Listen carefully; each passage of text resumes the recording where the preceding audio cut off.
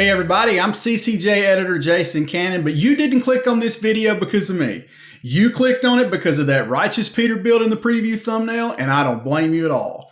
I know it looks like a 389, and this may not make any sense, but it kind of is, and it's kind of not at all. That slick ride is Peterbilt's new Model 589, the replacement for the 389, which the company will phase out at the end of the calendar year. Now, I've been hearing rumors for years that the 389 was going away. I get emails or phone calls at least once a quarter that a dealer told somebody's friend that the model was done. Well, I'm here to tell you that that rumor is finally true. It is indeed going away. Rather, it's making way for the 589, a truck that looks almost exactly like it. So what's the difference? Well, it's mostly the cab size. The 389 features the 1.9 meter cab, where the 589 gets the new 2.1 meter cab. As far as the rest of the truck, I'm going to turn that over to Peterbilt Director of Product Marketing, Jacob White, for a quick walk around. Hey, Jacob White. I'm the Product Marketing Director for Peterbilt. We're here in Denton, Texas, and driving the new Model 589 through the outskirts of town here. This truck features a lot of key connections to its predecessors. Model 389, 379, 359 before it. When you see this truck, you'll see that heritage as well. Some key features that really connect it start with the proud crown and stainless steel grille sheet right here up front. You know this is a Peterbilt when you see it coming down the road. It's also got familiar pod headlights and a new LED DRL right here in the fender brace. There's a variety of bumper options available. My personal favorite and crowd favorite as well is this chrome Texas square right here. It doesn't get any better than that, ladies and gentlemen. That's premium right there. The hood itself is constructed of familiar lightweight aluminum. It uses Huck fasteners like its predecessor. You can see the bicycle style fenders here, and like I said, familiar aluminum, very lightweight and very easy to replace. Another really exciting feature of this truck is the stainless steel air cleaners out here on the cowl. This is really one of the things that differentiate this truck from every other truck on the road. They're 15 inches in diameter and really make their presence felt. Another thing about this truck that really differentiates it from everything else out there are these West Coast style mirrors. For a product like this, you absolutely have to have them, and they look great. The ones on the 589 are 2 inches taller than the 389 for improved visibility. The convex is repositioned as well, again, for improved visibility. The cab itself is a 2.1 meter wide cab, lots of room in there. The door is unique to this model in relation to every other product in our portfolio. It's got a smooth surface and then a crisp line that complements the hood.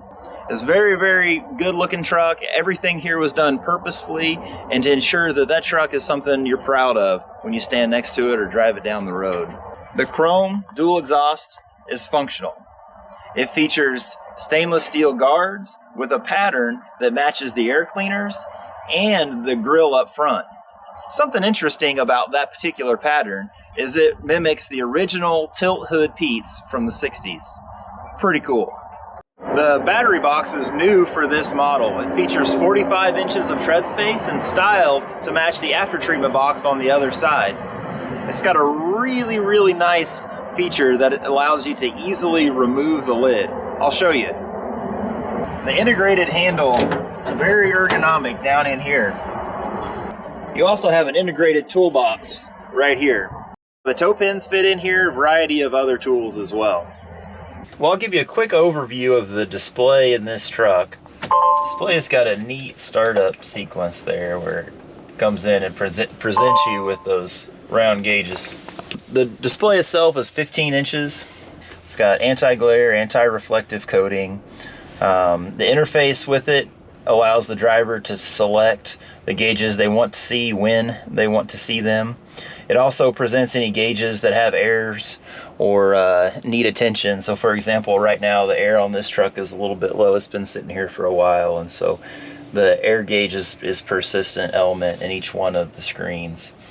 But you've got a litany of digital gauges available, from your oil temp, torque and boost, suspension load, air pressure, brake application your amps, your air restriction, really everything you could ever want is available in the digital display here. It's also customizable with a favorite screen, so drivers can set it up the display to their preferences so they can see the items that they would want to see actually in the location on the display where they want to see them. So that really enables them to make that display their own. The display is controlled through the steering wheel controls here, and they're really nicely integrated into the steering wheel. On the left-hand side are all your powertrain functions, and then on the right-hand side is all the infotainment and display interaction. In addition to the display, that includes your Bluetooth, phone, as well as your audio. As Jacob highlighted, outside the truck you're going to find everything that makes the 589 special and made the 389, the 379, and the 359 before it's special. A lot of chrome, but also a lot of function. Jacob said in the development of the 589, every design idea was on the table, and designers even looked at concept models of the truck that didn't feature those iconic air breathers. Now, unfortunately, those renderings didn't make the final cut because losing those big chrome cans would have been a tragedy. I took a new 589 on a 100-plus mile drive through North Texas. It was spec'd with PACCAR's MX-13 engine and TX-18 automated manual. The TX-12 12-speed is the standard. And okay, I heard that groan. In this truck, you want a manual. I get it. This is for sure a truck that was made for a manual, and you can get one if you want it. You can also get that big red power if you want it. But I love a good AMT because I don't mind looking like a cowboy while not necessarily working like one, and the TX-18 is a great AMT. The MX-13, it makes plenty of power for most applications. Now, I was grossed out at 65,000 pounds, and it was basically effortless. That short gear step in the TX-18 made for a smooth shift and a really comfortable ride. Inside the truck is plush. It's really sort of funny to think how much work went into designing a brand new truck just to keep it looking like a throwback. But once you get in the seat, you're surrounded by just about every driver amenity you'd ever want or need, and more space than you've ever had before in this series of truck. And man, is there anything cooler than sitting in the driver's seat and looking down that long nose at the rear end of that bird on the hood. We turned a lot of heads on this drive, especially from drivers of other 389s. Now, I'm not sure if they recognized that something just wasn't quite right with my 389 that really wasn't a 389, or maybe it was all the red, black, and chrome. It's definitely a good-looking truck. I generally like these old meets new vehicles, and Peterbilt's Model 589 is much more smartly done than when Dodge brought back the Challenger. Face it, that blocky long-nosed tractor is part of trucking's history, and the 589 looks like it drove right off one of these movie posters. It's a fitting tribute to the glory days of transportation, but it also leverages the kind of amenities and technology that's made trucking a lot more efficient, a lot more comfortable, and safer than it was when the 359 was around.